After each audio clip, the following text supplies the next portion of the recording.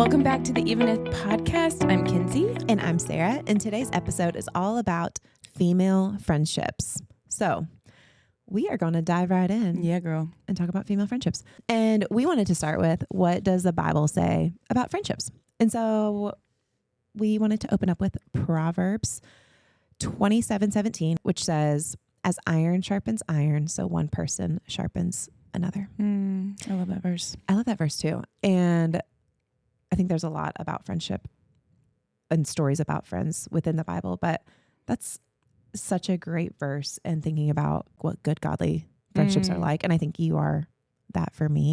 You're that for me. Of just like sharpening me. Like I think about our friendship and how it's first of all changed so much throughout the years of knowing each other, but how you have been somebody who has truly sharpened me in so many ways in business and life and my relationship with the Lord and how I have relationships with men. Ditto. And I think that's so cool how the Lord gives us people to do that with. Oh, yeah.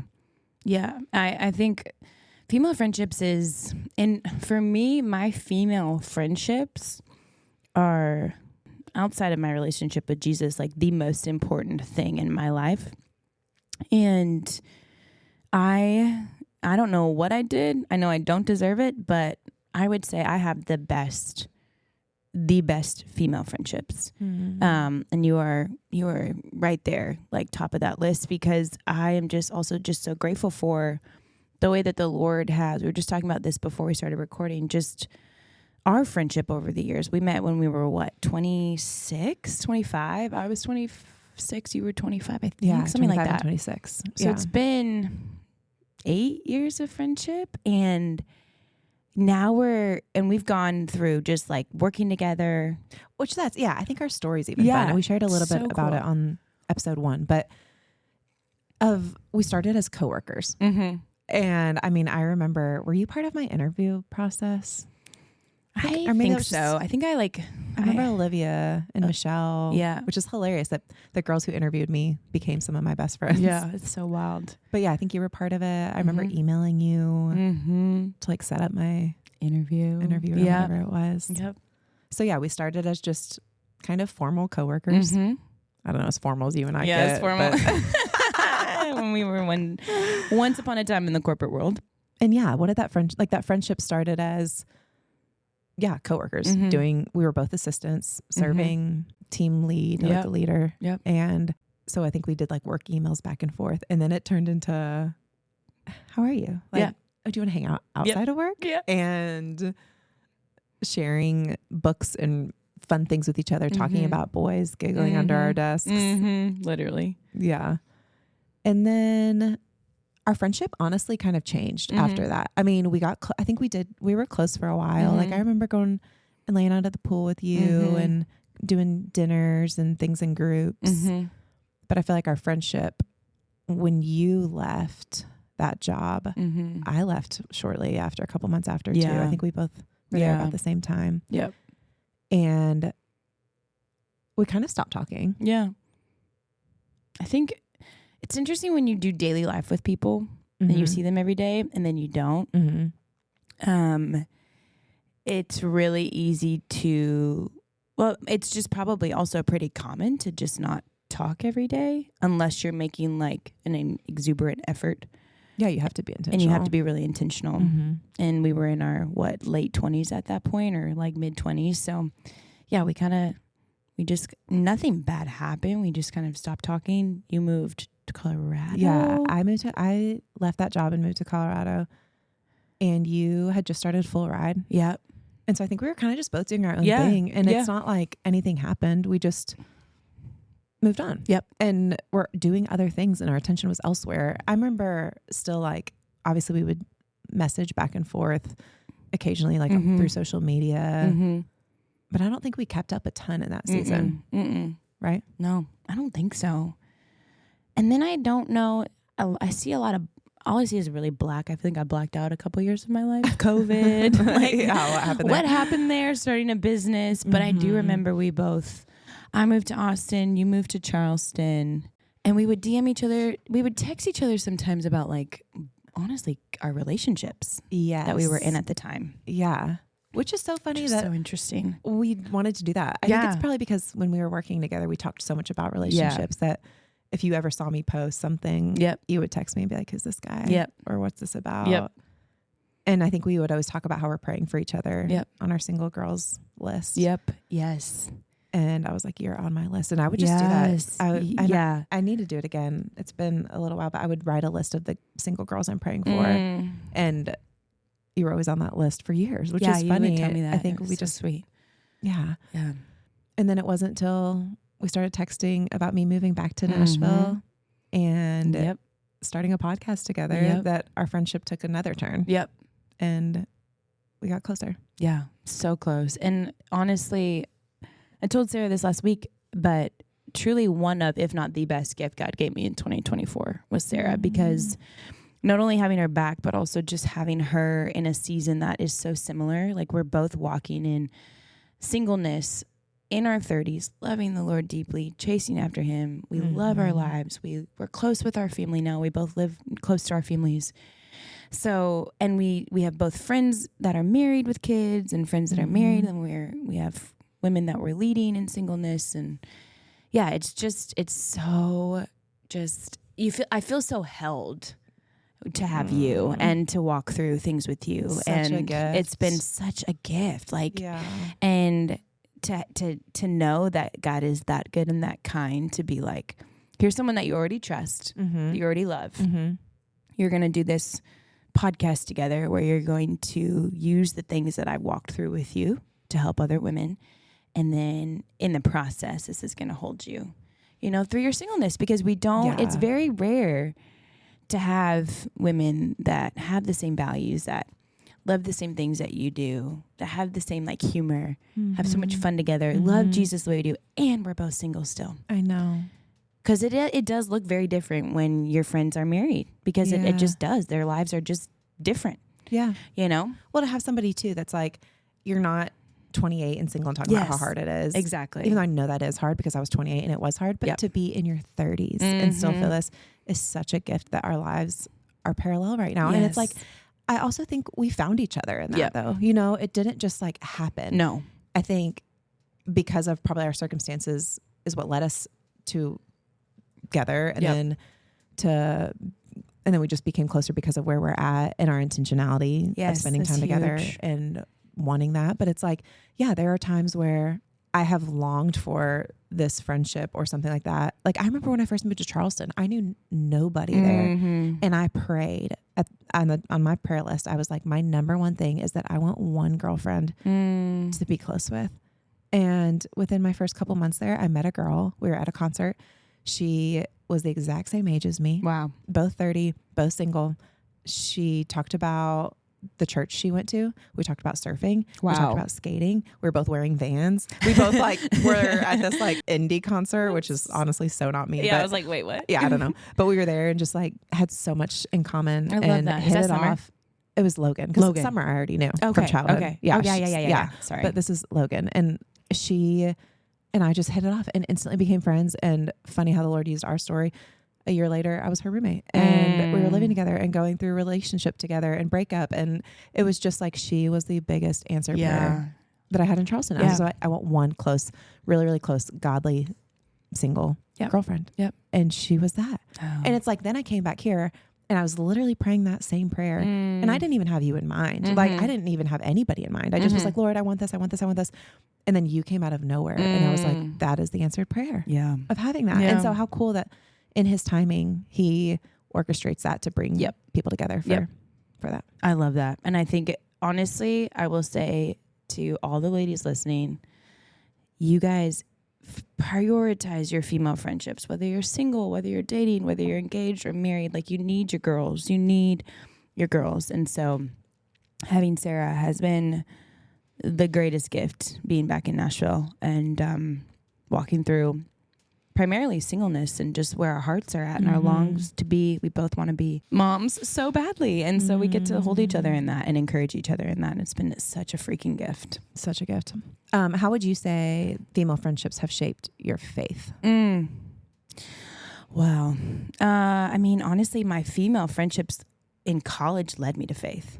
and then have sustained me and just have taught me. Like truly the hands and feet of Jesus have been the women in my life. And they've not only led me to faith, but they've shaped me in every single way. I can't imagine my life without my girlfriends. And I have been so blessed to have godly women in my life that are, I don't know how old she is. I swear she's like Benjamin Button. She doesn't age. She's like maybe late 60s, maybe 70 by now, but she looks the same every time I see her. Aww. But she was the one that kind of led me to talk to me about Jesus when I was really, really young. And then I have like a spiritual mentor. Right now, I call her my spiritual mentor, but she's like my life coach. She's in her 40s. Yes. And then I have friends that are, married with 3 kids. And those friendships look very different than like my friendship with you or my best friend in Austin, Kenna, because they have husbands and kids and all those things. But in the ways that they've shaped me, they've just shown me Jesus. And I will forever, like, honestly owe my salvation to the way that they were that vessel for the Lord. And they continue to be that. And I continue to want to dive deeper with those people. And I find myself really attracted to those kinds of friendships. Like that's what I want, because I want to surround myself with people that I want to become like. Yes. Yes. And it's the old thing, you're a product of the 5 people you surround yourself with. Yep. So they've just helped me become like Jesus. And it's been really cool too. Like the friends that are married, I get to watch them be wives and learn from them. The friends that are mothers, I get to, there's one of my close girlfriends in Austin, Brogan. She's like, all of us look to her. She's in Lauren's MC group. I feel like I know her. I've never met her, but she's just the best. But I look at her and I'm like, I want to be that kind of wife, and I want to be that kind of mother. Yeah. And so I think like as hard as it can be when you are single and be in a different season of life than the friends that are married, because you just have to have different expectations on those friends. They don't have capacity to love you and to be there for you in the ways that you're single girls. And that's why you have the singles. But you've got to have to level out those expectations, because it's just not fair to put anything on them. But I am so blessed to be able to look at that. So yeah, I guess the way that my friendships have shaped my faith is they led me to faith, and then they continue to make me want to be more like Jesus in every way. It's my friends. It's my girlfriends. I feel so blessed. Yeah. How is it? Okay, I have a question for you, because this is something that I wouldn't say I struggle with, but it's top of mind and things that I kind of wonder. But how is it for you with your friends who are not believers? I'm just staring at your bracelet. That is so pretty. Oh, you want to know the story behind this? Yeah. The butterfly? Yeah. Okay, so. Sorry. No. Distracted. It was so beautiful. She has this beautiful gold dainty bracelet with a butterfly on it. Okay. So when last February, I wonder if it's around this time. No, I think it was end of February. So I flew back to get my car from Austin, and it was like maybe a month after my brutal breakup. Yeah. And I was going back to Austin for the first time. I was like just pretty fragile still, and like I was just really anxious to go back. And I was packing up my car, and I had a couple hours. Kenna was at the hospital or something. So I was just like kind of going around the city, doing some errands, picking up some things. And I was like, I want to go treat myself to this bracelet at this store that I loved. And so I went by myself, and I went and got this bracelet, and the butterfly was I was truly like a little caterpillar at the time, like so broken and healing and lost, and just kind of like, okay, Lord, I'm packing up my car and driving back to Nashville, having no idea where my life is going. Yeah. And, what a sweet and so I just bracelet. like remember going in and put this bracelet on, and then walked out, and I just felt so like, okay, Lord, I have no idea what is in store for me in any way, but I'm trusting you. And then the next day, Ken and I got in my car and drove back to Nashville from Austin with my car full of my belongings. And look how you're flying now, you little butterfly. Yeah, I'm a little butterfly now. Literally never been happier. So sweet. Yeah. Okay. It's so beautiful. Thank you. Sorry, I got distracted. No, it's a great question. Thank you for it. It's a good reminder. Okay. Yeah. Great question. So you were saying, how are my friends with? Yeah. How is it for you with friends who are not believers? And how do you navigate moments when your values or beliefs differ from those of your friends who are maintaining a strong relationship with the Lord. I think it's so, oh my gosh. I mean, I have so much to say about this, but I think my childhood friends were all raised very similarly to me, Christians. Those girls I'm literally still friends with today. We had this group, we called ourselves the Core Four. Oh, I love Brittany, that. Anna, and Jacqueline. And they're still 3 of my best friends today, which is so sweet. That's And we've known each other since elementary, middle school.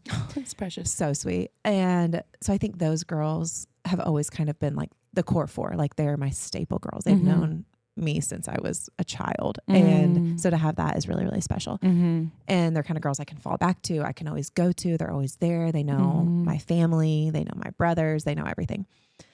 They know every guy I've ever dated. You know, they just know it all. And then I think high school, yeah, I had a lot of great Christian friends. I think the first time I remember being like, wow, I don't have really any believers in my life. I had, well, moving to Colorado, I knew nobody. And I feel like I was just trying to make community anywhere. I got involved in a church, which was great because I had believers there, but just like out and about, the friends that I would meet, not necessarily Christians. And then when I moved back to Nashville, I was working at a school, and I feel like the people in my community in that season of life were not walking with the Lord. And funny enough, it's like that was the people I was surrounding myself with, and that's kind of what I started doing. And I wouldn't say I walked away from faith, but I mean, I was out on Broadway. That was that season of life, like early 20s. I was just going downtown a lot. I was, you know, drinking more than I should. I was looking for attention from guys, and I just was not living holy. I was not striving for holiness. I was not living right. So I think it depends. I think it's so important. It depends on where you are and who you're surrounding yourself with to be in that kind of place. I was not in a place at that point to only have non-believer friends. And not that I didn't. I mean, I still had my Core Four.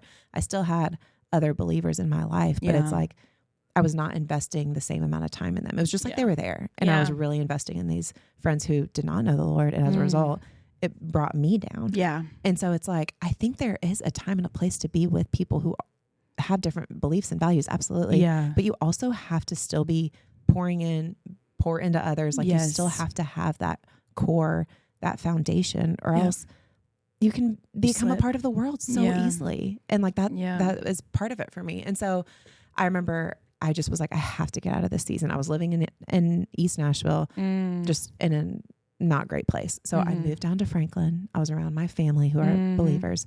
I was back with my high school girlfriends, just like surrounded in this godly community. It's when I started working at Ramsey, a Christian organization. And I was like, I just got to get back on my feet. Like I got to just like know who I am and like be surrounded by people who can pour into me and remind me of that. So I felt like I went through the season where the only people I was surrounded by were Christian. And I was like, this is great. I feel better. This is good. And then I'm like, but this is not what I'm called to. Like, I'm called to be around people who are not believers so I can show them the love of Jesus, so I can tell them who God is. And so it's like, how do I find that balance of being in the world, but not of the world? And so I think it's really important to be in community with people who are not believers so we can be a light to them, so we can show them God's love, so we can invest and do ministry and whatever that looks like. And also we have got to be involved in the church. We've got to have our community, our friends who are believers, our female friendships that know the Lord. Like that's so important. So kind of a tangent, but I think that's just my story of times where I've been around people who are believers and not. And I think navigating, what was the second part of the question? You were like talking about navigating friends with moments, like for example, let's say you have a friend that, this is all hypothetical. Okay. Let's say you have a friend that chooses to date somebody who doesn't love Jesus, and they're now sleeping with them, and you're watching them go down a path. This is where I think it gets tricky because as believers and as godly people, you see somebody slip away from the Lord one moment at a time. It doesn't happen all at once. So how I struggle right now in a season of really craving, I've got my pillars, my people, my godly people, my inputs are really strong. I'm prioritizing my inputs because I'm giving out so much with my job and stuff. But when you see somebody who is experiencing a moment where you differ in beliefs and values, that can become a pretty big pain point in a friendship. And I think we're called to tell them truth, like speak the truth, not a truth, speak the truth, the Bible, but still loving them, And so I am curious, like, how do you navigate that? And I know you agree with me in like speaking the truth, but also like, have you had instances where it's just been difficult for you to differ in your values and beliefs in moments and with your girlfriends? And do you see a separation in your friendship? Like, do you see a lack of intimacy with those friends versus the friends that know and love Jesus? Oh, yeah.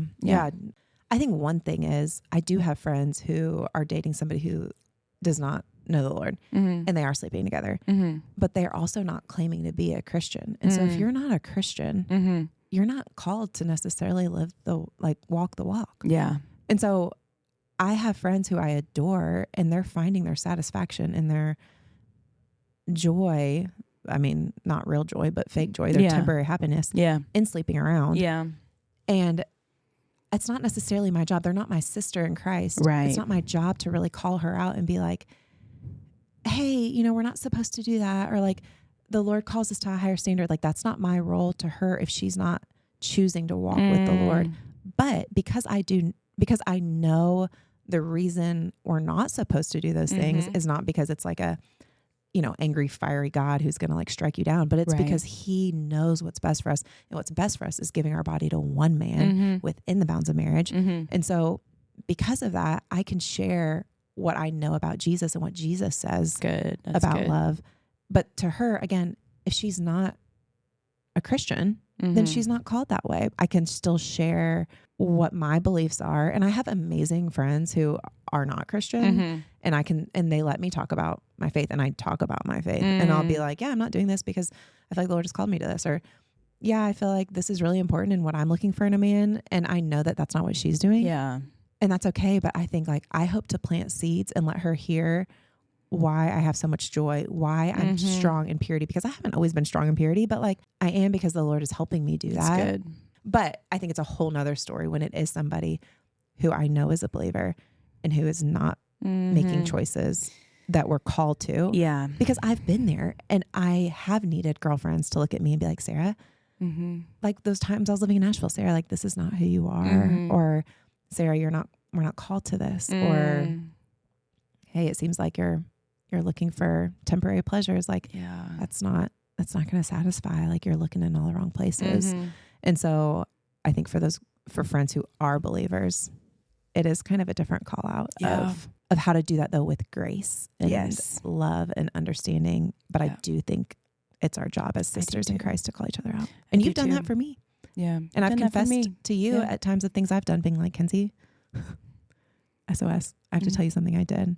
Like I literally remember doing that this summer and just being like, I need to confess something and I need to tell. I already told God, I've cried to him, I've journaled, but I need to tell somebody else. And I told you, and you literally looked at me and smiled and said, I love you. And I was like, what? You're like, yeah, that's not great, but I love you. Yeah. Thank you for telling me you're fine. You're forgiven. You're loved. Yeah. I was like, okay. Yeah. And that's just like, and I know, and you've done that for me. And like, I just feel there's just a different, I guess I could say the word, intimacy, a different level of intimacy with your godly women who know God. Like, and I have had to really adjust my expectations, honestly, with my friends that don't, because I can't expect them to love me the way that my godly girlfriends love me. Yeah. And I cannot be upset at them for not being able to do that. Yeah. Because they're not connected to the vine. They're not going to understand forgiveness or grace or, all the things that I feel like I obviously get to see and experience with my godly girlfriends. So I feel so blessed with the women that I have. What would you say, like, what does accountability look like? Accountability specifically in godly female friendships. And then how can that be done with grace and not judgment? That's such a good question. Or like condemnation. I think accountability, I think it looks, in a godly female friendship, accountability looks like calling each other up and speaking the truth I think our world just lives on the latest and greatest and what's the newest, and well, I feel like this, or I'm gonna try this, and we just like flop around like the wind. And it's like, well, this guy, you know, he's really great and he's really good to me, but if he doesn't know Jesus and you do, I'm going to tell you that that's not okay. How do you do not that? what you want. How do you say that? Well, it's hard because I'm also like, I'm not afraid of conflict by any means, but I am a very gentle human, I would say. Like, I just don't come guns a-blazing. I really try to listen. I think what's hard for me is because there's been situations like this one specifically where it's like back in my 20s, well, he's a really good guy. Yeah. And he like, you know, he has faith. Yes. So it's hard for me specifically when I watch friends or people make mistakes that I've made, because I know how that ends. Mm-hmm. And then I'm like, oh, I just don't want you to have to walk down the path that I walked, you know? Yeah. But what I try to do is always just be an observer, and I always try to listen. So that's a great way to start, of like, just hear what they have to say, hear about the guy, be supportive in a way of like, hear your friend. She's excited. She's met a guy. Awesome. Mm-hmm. And then I try to, it's actually funny that we're talking about this. I've been in a situation very recently where I just spoke of the things that I noticed that I really liked about this gentleman. He was really sweet to her and really good to her, and she's really excited.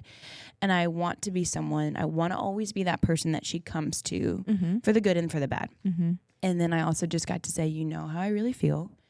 Because is he not a believer? He's not a believer. And she is? And she is. Okay. And he doesn't know Jesus. Mm-hmm. He just doesn't know Jesus. And I don't understand how, with you knowing Jesus and him not. But nonetheless, it's her decision, and I told her, it's your decision. And it's hard because, yeah, like, I've walked down that path before. I've had somebody say that to me, and I'm just like, but he, you know, and I was young, and but he's great. But he's great. Like, he's cute. He's so cute, and he's so yeah. good to me, and I've never felt so. And those are all wonderful things. You can meet wonderful people. There are wonderful people out there that don't know Jesus, but I think accountability is key. I think accountability in purity is really important. You know, my best friend and I are she's in a relationship right now. I'm single, so it's not really a concern for me. But for her, we have very open dialogue about it, and we pray I pray for her specifically for her relationship, and for them to continue to walk obedient to the Lord when it comes to their purity. And I think it's really important to have an accountability partner, like a direct accountability partner. And so maybe even talk about, what does that look like? What does accountability look like in female friendships? How do y'all specifically do that? Well, we're very honest and open. Like, I tell Kenna, and I tell you, like, everything. Yeah. And Kenna tells, well, I'm just calling her out, but she tells me everything. Yeah. And I know she's got godly women in Austin too that she talks to. So I think, again, it goes back to having those godly people. And again, when you are open and honest with each other, it's how iron will continue to sharpen iron. If I want to become a better person, I just can't tell my friends all the good stuff. I also am a terrible liar. I can't fake it. I'm very honest and authentic.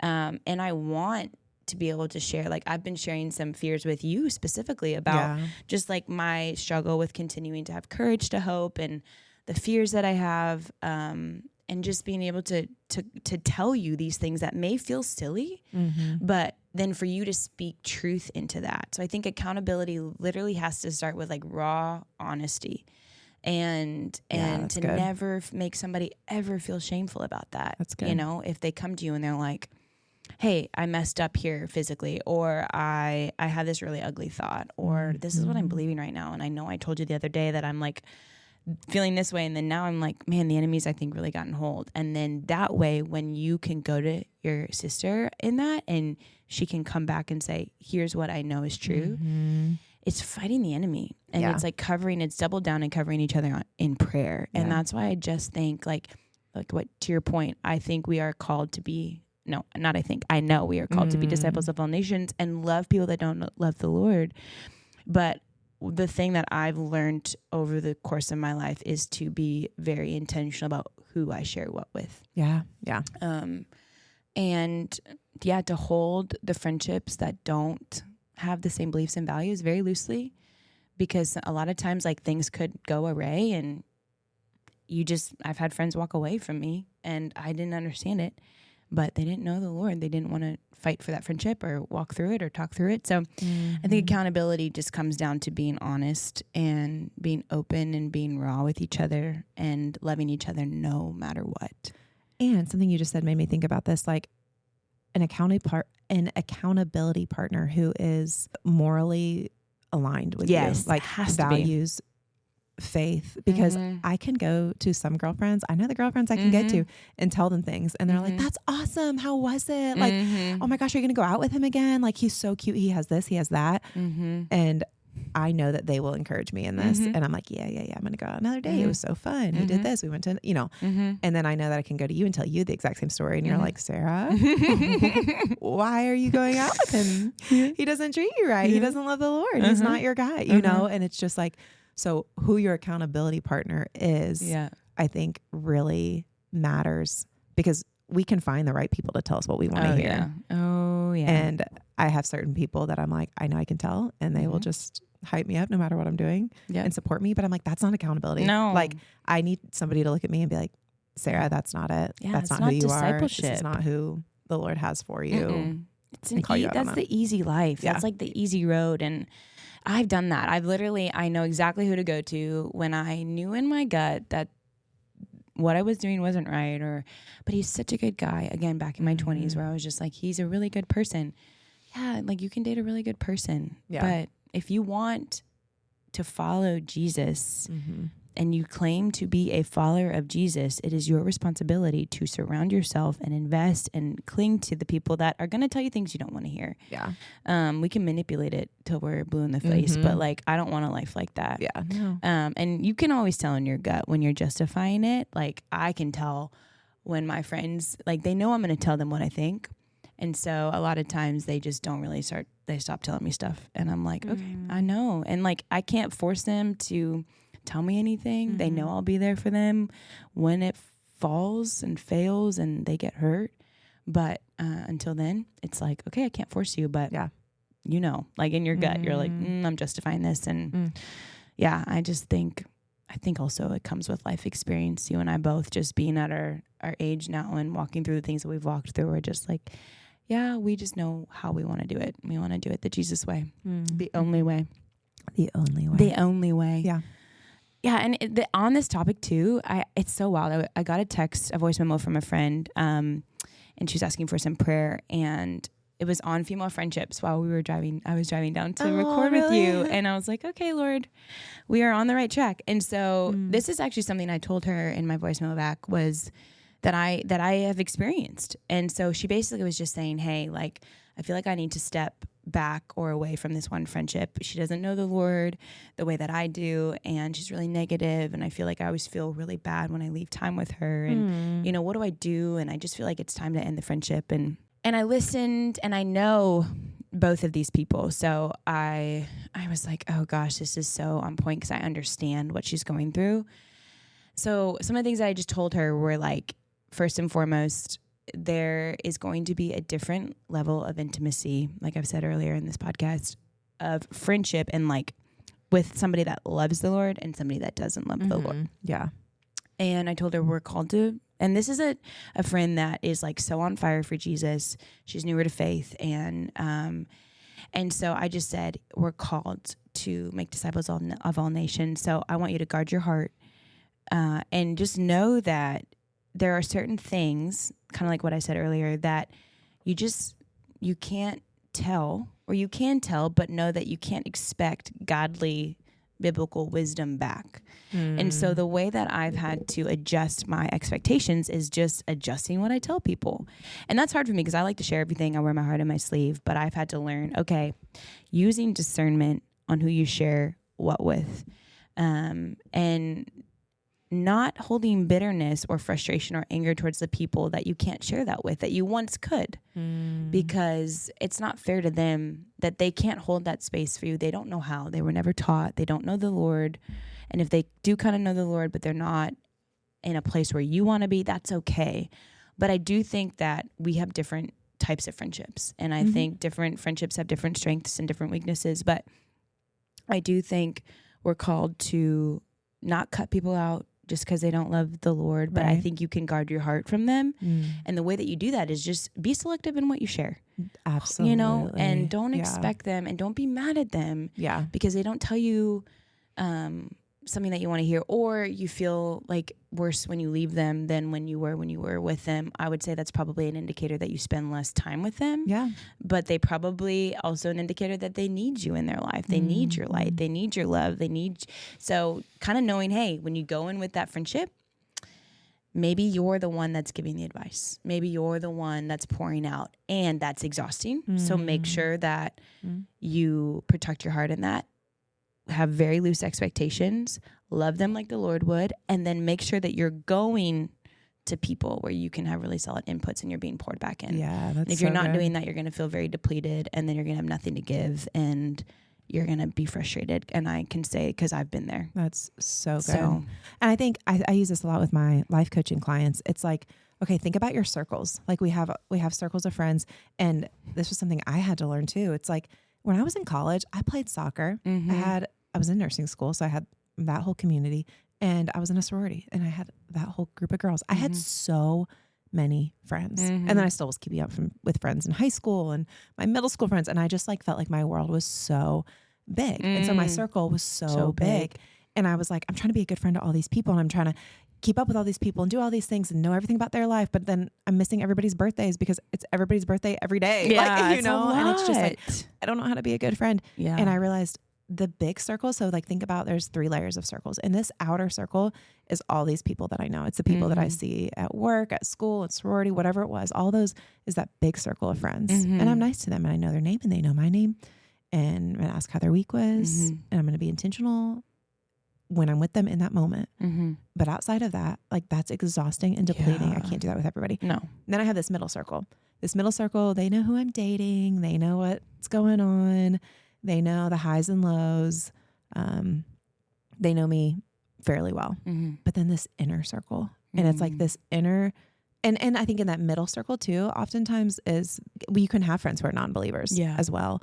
But it's like in that inner circle, like you said, that's where the intimacy happens, the accountability, the deep, deep friendship. That's the ones that I'm telling you the details of what happened on the date. I'm telling you the details of what the enemy is lying to me about in my head. I'm telling you the hopes, the dreams, the failures, and everything to detail. That way you can look at me and say like, hey, Sarah, that's not true. Or, hey, Sarah, let me remind you of who you are.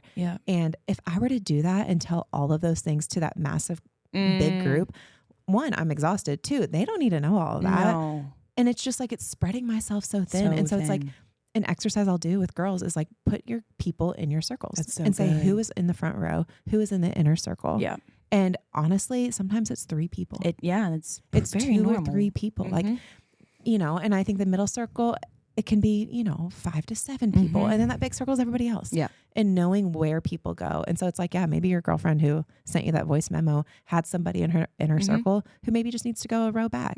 And that's okay. I love that. Visualization is so good, because I think we as women can be so hard on ourselves about not being able to keep up with all these people, and like, we're not meant to. And to know the vulnerability and intimacy of my heart is not only a privilege, but it's also something that I hold very sacred, and I don't want to just give it out freely. And I used to, and like you said, I used to feel really exhausted. And so I think there's 3, maybe 3 or 4 women that know the intimate details of my heart. It's like you, my mom, my mentor, Kenna, and maybe like 1 or 2 others that like, but again, they don't really hear everything because I'm a big believer, and it's not because I don't love them any less. It's a different type of love, and it's a different type of expectation. And I think for me, the women that I am telling everything to, it's like, I look to them and I go, okay, I want to be more like you, and we have the same values and beliefs, and that doesn't make me any better than anybody that I don't share those things with. It just makes me different, and it makes me wanting a different type of life. And so I think holding that with a lot of grace for the people that aren't there yet, because I think also remembering, like, I was once 26 and living worldly in a relationship or doing this and that. And I want to be able to be somebody that women can come to on the other side of whatever they're walking through and being like, oh, I wish I would have done differently. It's like, yeah, me too at the time. Yeah. But now I'm here. Yeah. So let's walk through that together. So that's good. Yeah, it's navigating that though is it's hard. Yeah. It's really hard. Too, like with girls, there can always be girl drama. Mm-hmm. There's like, I think what are hard things that you hear or have experienced that are hard in friendships? Cause I think jealousy, comparison, miscommunication, competition, like those are things I think of top of mind of what makes friendships hard. Yeah. And how do we overcome that? And what do we do in that? Have you experienced that? Yeah. Yeah. No, definitely. So I experienced a lot of like jealousy and competition a lot younger. I feel like in high school, I was bullied in high school. I was bullied in middle school by girls. Oh yeah. Girls were mean. It was mostly because, I mean, you learn it kind of, my mom would always be like, it's because they're jealous. And it was usually like the boy that they liked me. And so it's funny how I can remember the person's like first and last name and what they were doing because the boy that she liked me, and they were like throwing tar at me at the playground and like tar. Yeah, it was the principal's daughter too. And where did I got tar? Our playground instead of gravel was like bits of tar. It was terrible. Oh, I see. Yeah. Oh my but gosh. I experienced a lot of that younger, and I think nowadays I watch it. I think I know the Lord has given me a heart of just like pure joy for my friends who are getting the thing I desire the most. Oh my gosh. I see that in you. It's just been such a sweet thing that he's given me. And I then have to make sure that I have a heart for the people that are experiencing jealousy. But it is hard for me because I'm like, how can we be jealous of our friend getting the thing that we love, that she's been praying for and desiring? So I think I see a lot of jealousy in women that are watching their friends meet people and meet their people that they're dating that turns into their fiance and their husband, and they go, well, what about me? And I want to like shake them and be like, your turn's coming, but let's celebrate them, you know? So I haven't experienced jealousy in my heart has not been jealous for my friends that are getting engaged and getting married, which is truly from the Lord, because it makes no sense for me to not have jealousy for that. I have a but joy. You're such a celebrator of people too. Yeah. Like I think that is who you are. Yeah. But yeah, the Lord. No, it's true. The That Lord's is it is the Lord. And I think the way that to combat the jealousy is just to go, man, like it will be your turn one day. And like, don't you want those people to clap for you when it's your turn? Like it will be your turn, and we can't all get the same thing at the same time. Yeah. But I think unfortunately women are so competitive with each other based on look and boys and what they do for a living. I don't think it's as much about money. I think guys are maybe more competitive with, money and who makes more money. I think girls, it's like who's dating who and what you physically look like. And it's really sad. And I've lost friends over it because I think jealousy can just eat away at your heart. Yeah. And it can destroy thief of joy. Yeah. And it's been hard for sure, but I do know it's possible to combat that jealousy with just like taking your eyes off yourself and going like, oh my gosh, praise God that she's found that person. That's it right there. That's the like, key is take your eyes off yourself and see. And be able to celebrate where they are. Yeah. Yeah. Don't take that moment from them because you're so focused on the fact that like, well, there's another friend that's now not going to be single with me. It's like, well, guess what? If you have the Lord, like you should never feel lonely, in my opinion. Like you're going to have moments of loneliness. I have moments of loneliness where I'm very aware that I'm single, but it is possible to have a posture where you're like, okay, Lord, I know you're saving someone extra special for me. And you have to think that even when you don't feel it a lot of the time. Yeah. Because the worst thing I think could happen is you regret not having more joy for your friend who deserves to be celebrated. Because you're so focused on yourself. And it's a terrible way to live, and it's only going to affect you, and it's only going to affect your days. Yeah. And like, wouldn't you rather be so overjoyed for your friend and like it's going to make your life better if you're loving on them? And then again, like, wait, it's going to be your turn one day. And don't you want to be like, love how you would want to be loved, like how you would want to be celebrated, like go to the ends of the earth for that person, for their bachelorette, their bridal shower, all the wedding festivities. Like they get to do this one time. So, and your turn's coming, but God sees that too, like, and he will honor that, you know? Mm-hmm. So yeah, jealousy can eat away, but we can combat that very easily just by the posture of our hearts, I believe. That's good. That's a great question. So question, because we're talking about godly relationships and friendships. How do we cultivate deeper God-centered friendships, would you say? I mean, I think so much of what you said, the intimacy and vulnerability, openness, finding that community. I mean, I guess I think about the friends I have who are my deepest, closest friends. They're all believers, wanting to be more like Jesus, striving for holiness in the same arena as each other, with fighting for the same things, whether single or married. Because some of my very best friends, like Jacqueline is one of my very best friends, and she's married and doesn't change, you know, Brittany, Anna, like all those core 4 girls I was talking about, they're all some of my very best friends, and they're married with a couple of them have kids. But I think the reason we're so close is because we get together and it's just like, what's the Lord teaching you? Like, what's going on in your life? And I think when we talk about what the Lord is doing there, I don't know. I guess it's just there's that intimacy that we talked about. The Lord. Praying, I feel like. Praying together, yeah. You've been so amazing. Just like I know you've been covering me in prayer and vice versa. And I think that's a huge thing that I'm also learning in this season of like, okay, I'm just going to cover them in prayer. And like, Ken and I are also we are in different, not only different cities, but she's in a serious relationship. And like you said, it's just, it doesn't have to change. It's the Lord and like what we're actually talking about and what God's teaching us. And prayer has like been such a great way but I love what you said about just like having that intimacy and going deeper and asking biblical godly questions and creating the space to be intentional, because like, I think about Brittany, she's somebody I see every single week because we're in a Bible study together. And so we get to go deeper. But like, if we didn't do that and didn't have the time, like you have to create time. She has 3 kids. Yeah. She has to be intentional about, is her husband home? Can he watch them? Sometimes she and I will meet up before to have some time before we meet with group, you know, and it's just like having to find that time. And then I'll tell her things and then she's not afraid to push the button and ask one more deeper question. That's good. Like I'll say something and she's like, okay, so what are the actual details? What happened? Yeah. And I'm like, I just told you. So she's like, but like, how far did you go? Yeah. And I'm like, you know, like, but she's going there. To know, she's going to ask. And I'm so comfortable telling her that, you know, and then I'll tell her like, I'm not going to talk to this guy again. And she's like, okay. And then next week, so have you talked to him? And I'm like, well, yes. She's like, Sarah, you know, like she's just not afraid of those things.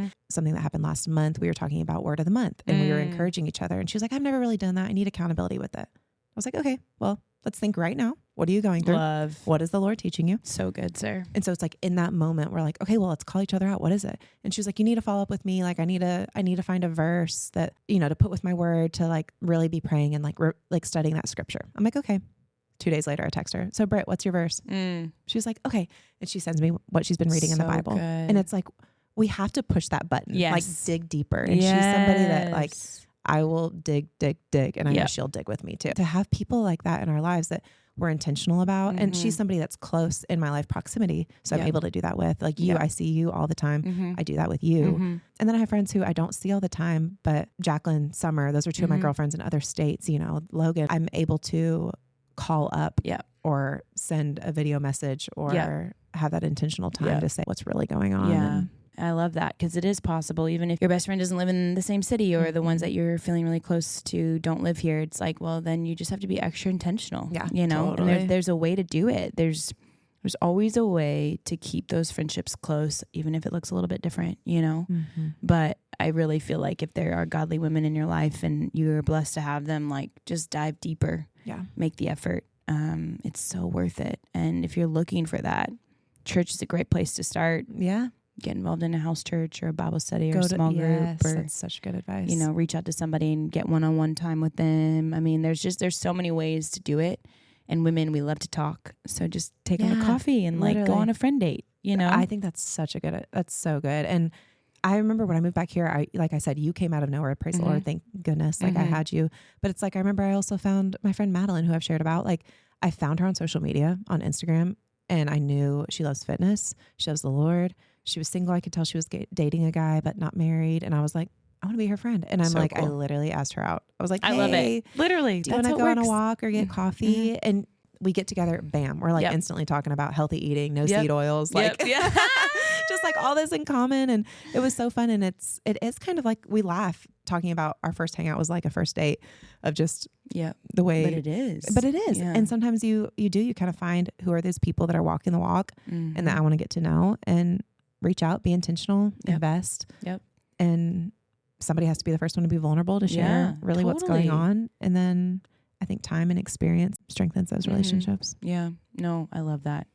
Well, I think female friendships are so important, and I'm glad we talked about this today, because I think there's so much to female friendships, and they can be hard, and they can also be one of the greatest. They are one of the greatest gifts that the Lord.